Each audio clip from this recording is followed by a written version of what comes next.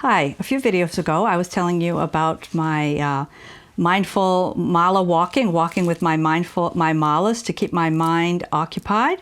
I thought maybe it would be a good time for me to go ahead and show you how to use a japa mala, or how I use it, or how it's often used here in Vrindavan. You can find a way that is comfortable for you to use it, but I'm going to show you kind of the traditional way to use a japa mala, one of these. It's 108 beads, kind of an auspicious number. You can get these anywhere, these japa malas. This is the one that I had done a video about. Check up in the link up above, and you can see, as I explained to you, all about my special japa mala here. But I want to show you how to do this. You're going to do this in your right hand. Take your right hand. You're going to take hold of your guru bead. You don't touch your chanting mala with your index finger. That is considered the ego. You want to keep that off your mala. And you can hold your mala like this. You can just hold it like this if you want. It's going to rest on your third finger and your thumb. You're going to pull it through. So you're going to take whatever mantra you want to use. You can say, may I be happy, may I be well, for example. So you're going to go into first bead, may I be happy, may I be well. Then your second bead, pull it through, may I be happy, may I be well. Keep pulling it through, may I be happy, may I be well. And as you're saying this, your mind is going to calm down, and it's also going to prevent you from your mind jumping around into the past, into the future. It's also building new synapses in your brain. Basically, new pathways are being formed, rather than saying anything negative, which I'm not going to say. But if you are saying positive things and always saying positive things, it does start to build new paths in your brain. So you want to always be saying positive things like, may I be happy, may I be well. May I be happy, may I be well. And then you see how I just keep pulling it through. And each time you just get onto one new bead, you're just going to say, may I be happy, may I be well. May I be happy, may I be well. May I be happy, may I be well. Now this is if you can sit in a meditative pose, in cross-legged in lotus, or sit on a chair, or sit on the side of your bed and do this. It doesn't matter. You can absolutely sit on the side of your bed, take your beads out in the morning, and just start going over them like this. May I be happy, may I be well. May I be happy, may I be well. And if you've got something else you can say, you can sing the Maha Mantra, you can chant the Maha Mantra, you can chant Om each time you go through. Each bead that goes through your hand, you say, look, there's my guru bead, it's already down there as I'm going through. So when you get all the way around, this is 108, you're gonna come all the way around. When you get all the way back to your guru bead at 108, you're gonna flip your mala around and you're gonna go back down the other way. You don't wanna cross over your guru bead. That is down this way and then back.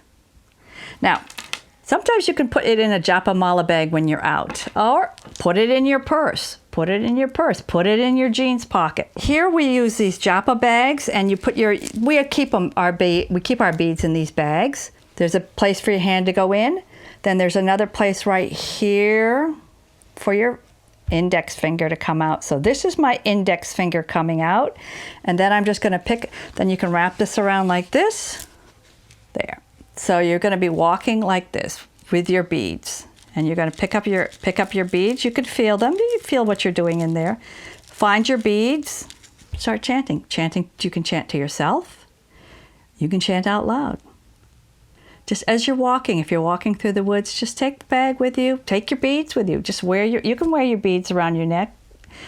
There may be some religious sects that don't recommend that, but I say, why not? If it keeps them with you and it makes you use them, the important thing is that you use them, that it helps you to focus your attention, keep your mind focused, keep you mindful, keep you in the present moment. And this will definitely keep you in the present moment, because you're chanting and you're pulling the beads through, your hands are feeling them, your ears are listening.